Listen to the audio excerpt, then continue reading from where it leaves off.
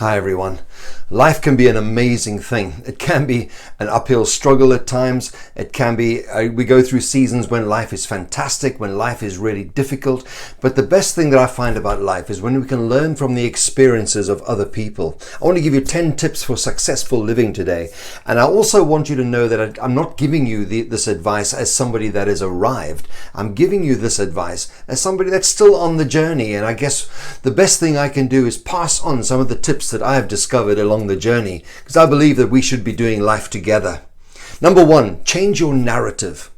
Your narrative, that is your inner soundtrack, the inner part of you that has that voice that plays over and over again whenever you do something. And it's either going to be a negative narrative or it's going to be a positive narrative. That voice that says you can do it, or the voice that says you're an idiot. Why are you even trying this? You're a loser. You're going to make a mess. You're not going to get this. You're not going to get the job. Why are you even going for the interview? And so forth. The narrative of your heart, the narrative of your mind is going to determine so many of your outcomes. Change your narrative and decide to speak positively over yourself on a day-to-day basis. And I promise you, what you sow, you will reap.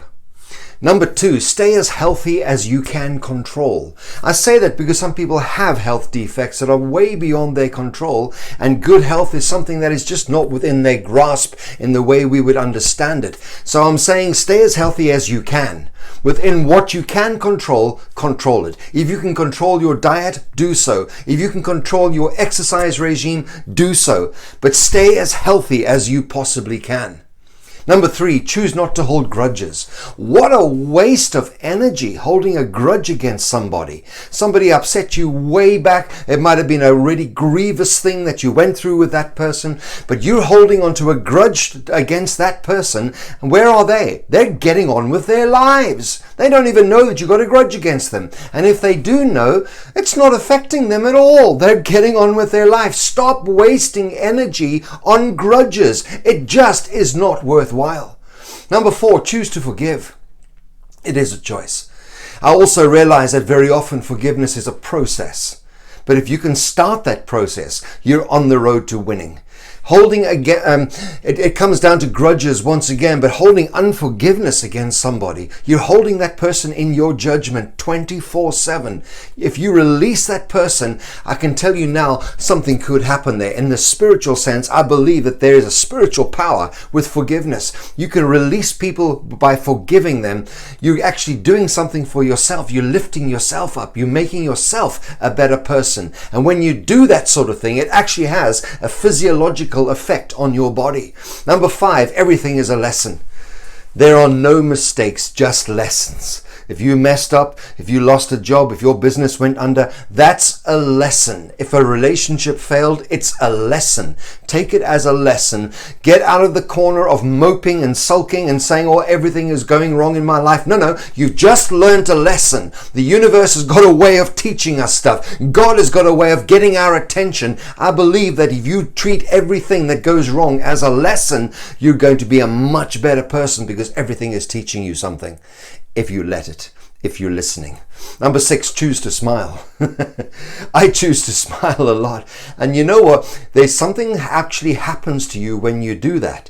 Even when you're in a difficult situation, if you choose to smile, I actually did this with a room full of young people recently. I said to them, smile. Come on, let's just get some smiles going. And the next thing there was giggling. And the next thing there was laughter. Why? Because it actually convinces you that you're okay.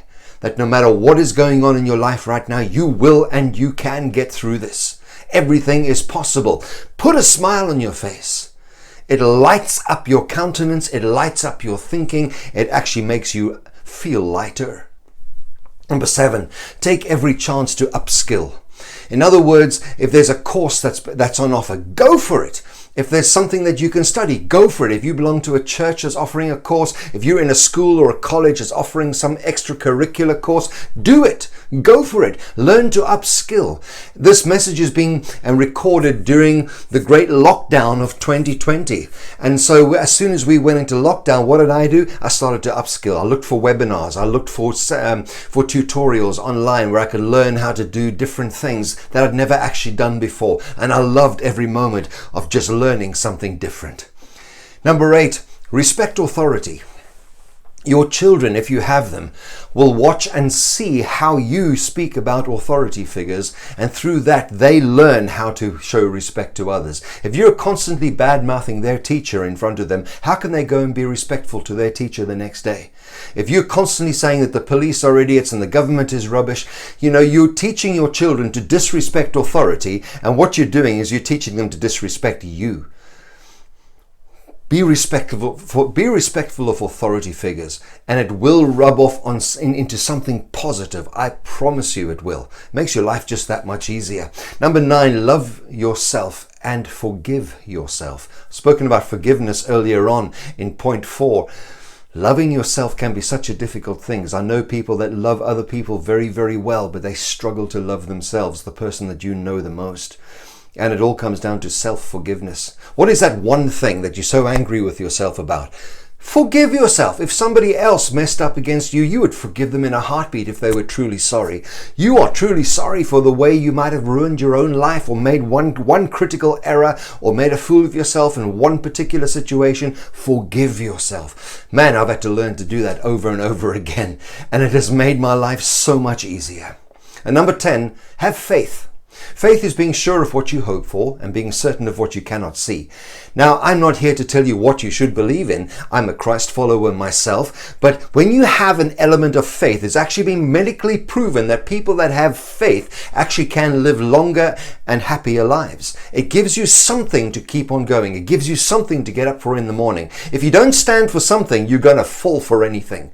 So have a faith, whatever that might be, whatever works for you, but make sure that the faith you have is something that you have decided on yourself and you have not been forced into. Make sure that the faith you have is something that you have evidence to back it up with. But have a faith. It actually does make a difference. Some tips for successful living. Thank you so much for joining me.